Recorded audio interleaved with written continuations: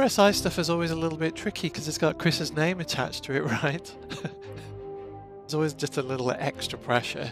Basically taking what we've done previously and pushing it again and just breathing new life into it and finding ways that we can keep the RSI style interesting, but also keep it fresh for the players.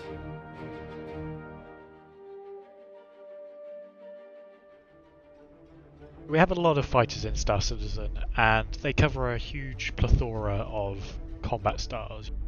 One area that we have only a few ships filling is this two-person heavy escort fighter role. So RSI is typically, you think of it as a more civilian or utilitarian manufacturer, but they do actually dabble their hands in military and sort of aggressive fighting ships. You have the Bengal, which is probably the pinnacle of it. You have the Polaris, and now you have the Scorpius. So when we were designing the Scorpius, we obviously had that classic silhouette. We're always looking at silhouettes, and there was a funny stage where kind of thought that maybe we were going a bit safe in some areas. So I did a couple of sort of, I would call them wacky, but there was sort of slightly more sort of modified RSI styling. Basically, there were hints of it in there, but it's really starting to push towards the edges of like entering into a new generation of RSI. So we had about 20 maybe more, and then it's just a process of refinement, narrowing it down. What do I like? What does Chris like? And ultimately we ended up on the one that had sort of an X formation. It's common within sci-fi, but we've yet to do it in the Star Citizen universe. I was just like, let's just own this. This is where we've arrived. Looks really cool.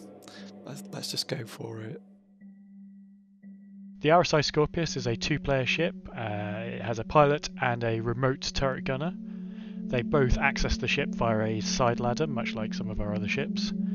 And what makes this ship different to our other fighters in this area is that second player has access to a remote turret that can also change states and sort of track round to the underside of the ship. So if you are in a scenario where you have an attacker above or below you and your pilot cannot alter course for whatever reason, you yourself are able to go move the turret to account for that.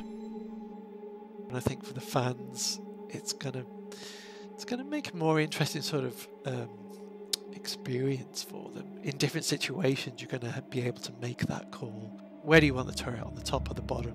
It does have its limitations. It's not like a magic gun that gives you all-round cover over everything, which I kind of like. I like it when our systems do have some limitations and they're not all just like all singing, all dancing, can do everything. A really nice feature of this turret, unlike some of our other turrets in the game, is no matter what state it is in, you are in a consistent viewpoint. So when you get to that transition point where it goes from the top of that ship to the bottom, your view stays the same way up. It nicely gimbals around, so you don't have this awkward bit where you might be attacking someone, you want to change positions, and halfway through your view flips 180 degrees, you get disorientated. That doesn't happen. It keeps it the right way up the entire time. So the pilot has access to 4 size 3 mounts on the wingtips. These come with size 2 gimbaled weapons by default, so you have a lot of forward-facing firepower there.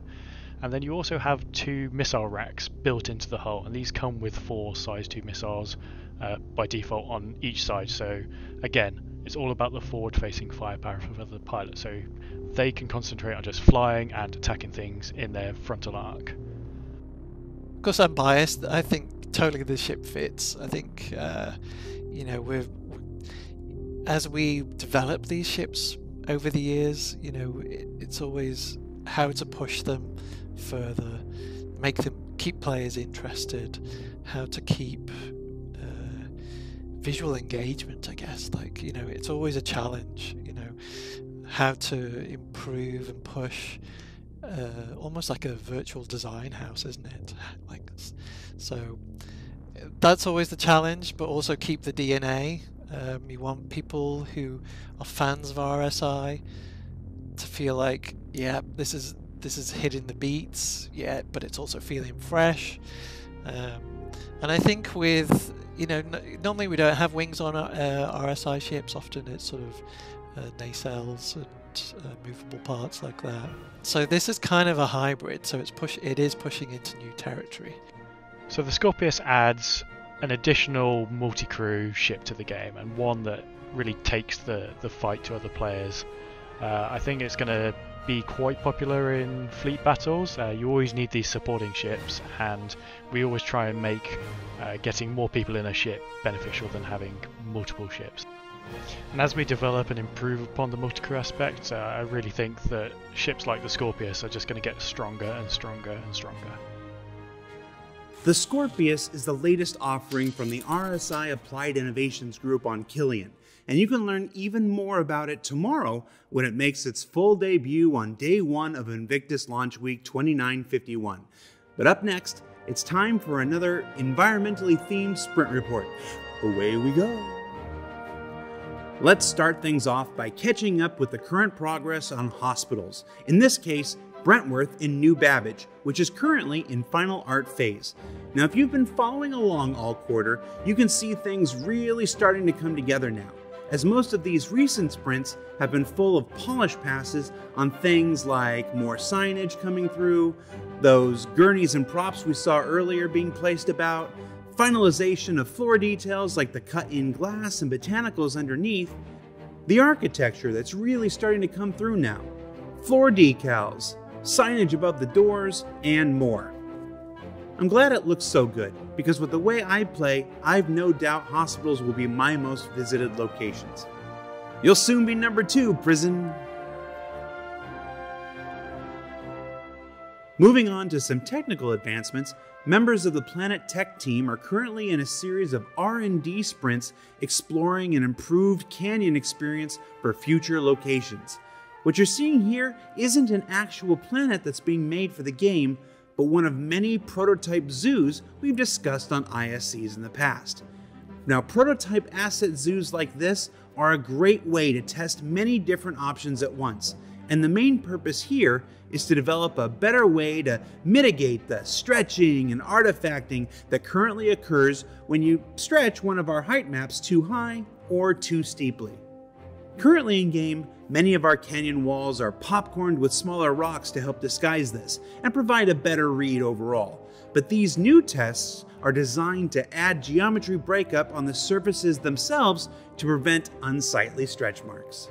Now, these experiments are the next step in creating more dynamic surfaces for Star Citizen's planets and moons, and will only continue to get better looking and more realistic as the team continues their efforts.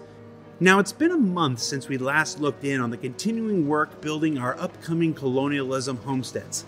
I know, I couldn't believe it either. So let's check in with some of the prop plants currently in development. Now, the team is looking not just for a variety of different shapes and silhouettes, but also the potential for indoor personal harvestables that players can pick, and the variations of all of these at different stages of life and death. So, great. Another chance to disappoint my mother by being unable to keep houseplants alive both in the real world and now virtually. As for the homesteads themselves, they're working their way through Greybox now, so let's take a look inside at this internal review that was done just a couple weeks ago.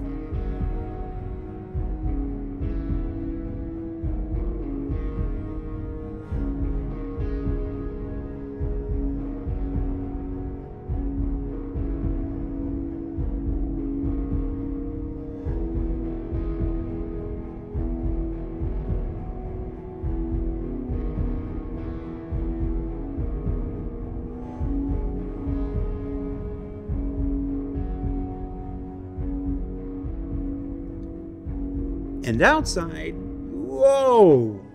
Okay, we're going to see more of that planet starting next quarter. As for this quarter, let's jump into the most anticipated location making its way into the Star Citizen universe in the upcoming Alpha 3.14. The VFX team recently completed a sprint bringing the nighttime emissive particles that were previously developed for the nightclub in Wally's Bar and expanding on it for Orison at night. Now this looks pretty good, but when this gets layered in with the finished lighting pass and the nighttime gas clouds in the background, I think it's safe to say we're going to be in for something truly special when both Crusader and Orison arrive in the upcoming Alpha 3.14. So what did we learn this week? Well, we learned that RSI is looking to break out of its shell and stretch its proverbial and literal wings in new and exciting directions. That Planet Tech continues to innovate and improve in their desire to make each new planet better than the last. And that Orison is going to set a brand new benchmark for landing zones when it arrives at the end of this quarter.